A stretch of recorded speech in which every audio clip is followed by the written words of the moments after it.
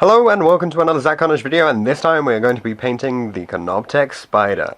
So starting off, we're going to base coat the entire model in Chaos Black. You'll notice that with my model I've left this part of the carapace removable. I'm not sure if I'll actually paint this up as part of the tutorial, but I'm going to be painting all the little scarabs inside there as well. So just make sure you got a nice even coating around the entire model.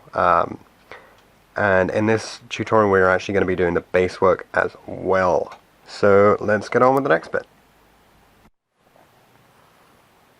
So for the first stage we have used a little bit of a coating of Dark Angel's Green, essentially dry brushing any of the parts that we want to end up so that they get a nice green tinge. So that's the major back panels here on the tops. This front almost circular section, and all of the legs have had this sort of coating. Because of the way that the dry brushing sort of technique sort of works, it will pick up more on the edges of each of the legs, even though we're going to be highlighting them a little bit more later. Feel free to be a bit more lenient with getting the brush a bit wet, because you do want the green tinge to end up everywhere, not just on the edges. We've also done this for the face plate at the front just there. So don't worry about getting any of the bits that you want silver with this green tint, because we're going to be painting over them again anyway, so it's not really a huge issue. Just as long as you get that nice base coat across the areas where you will want it later.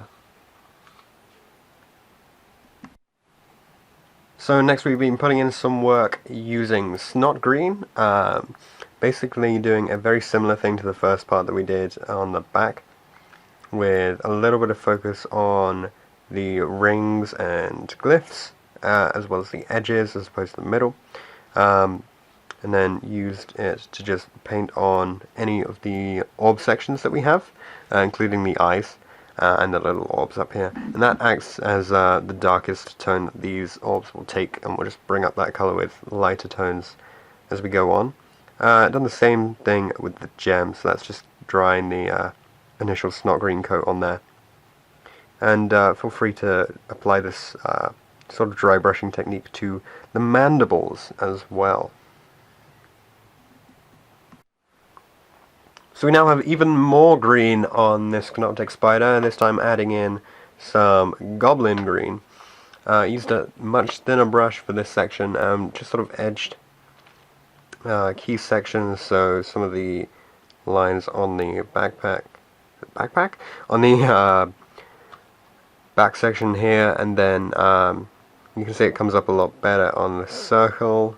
Obviously we've gone in and done each of the orbs again, leaving a little bit of the Dark Angel's Green behind, but you can see it really makes the legs pop a lot more, having that brighter green edging on all of them. So there's only going to be a little bit more. We're going to do a little bit of Scorpion Green on there in terms of the green, and then we'll move on to the silvers. So here we've got some more details done with the Scorpion Green, and obviously we've gone in with some silver, starting off with a coating of Lead Belcher. Just pretty much wet brushing it all, taking a little bit of care around some of the edges and the scarabs. And then you can see we've done the underneath as well. Just working on a lot of the just mechanical looking pieces.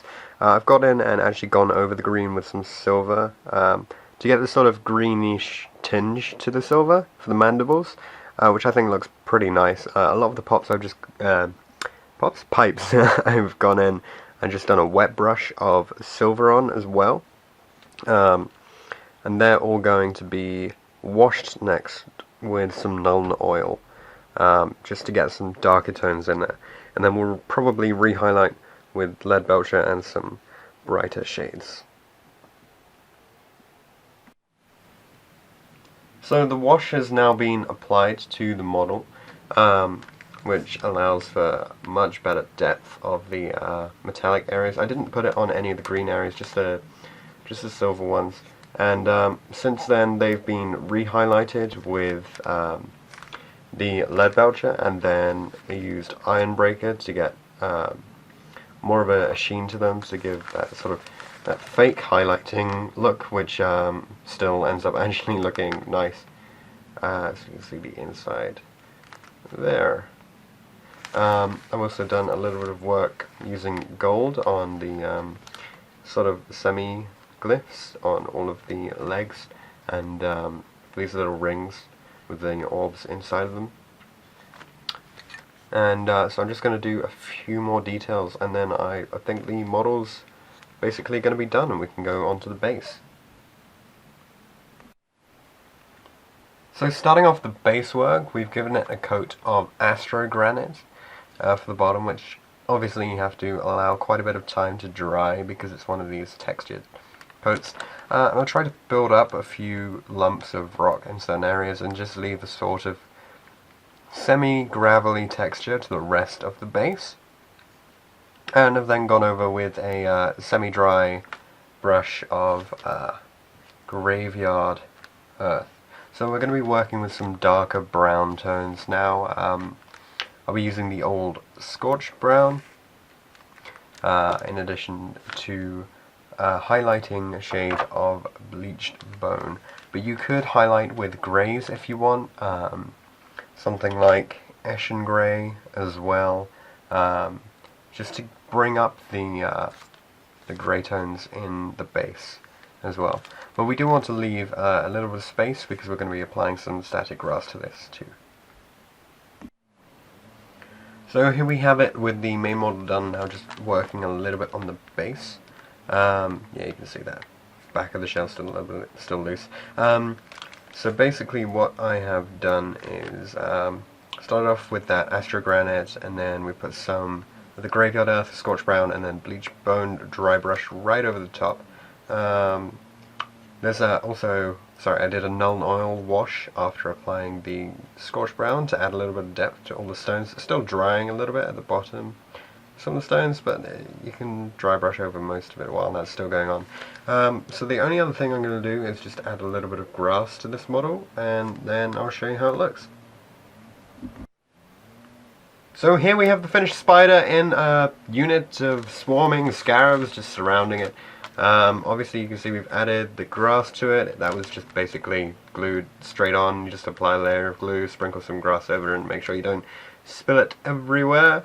And this is just sort of in keeping with my theme. Normally I go for full grass bases, but let's just add a little bit of texture for you guys.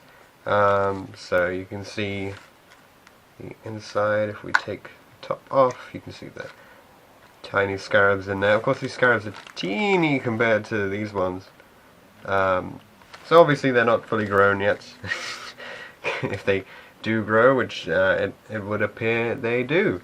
So thank you for watching this video. If you have any comments or suggestions that you would like to make, feel free to leave those in the comment section down below.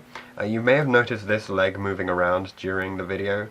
It's because I actually realized it was loose shortly after filming. I just decided to paint it in one position in particular.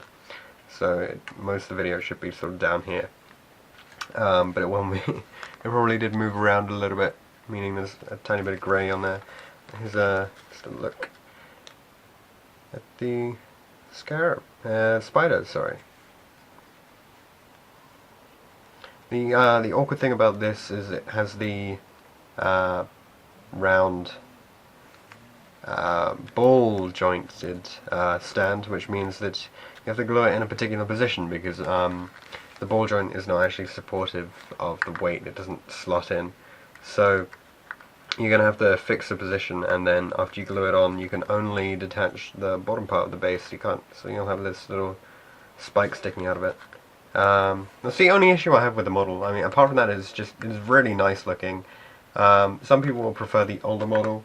I quite like both of them, but to be honest, this is much more fun to paint, just because of the scale and the amount of detail on it. But as always, thank you for watching this video. Don't forget to like, comment, and subscribe, and I will see you guys in the next one.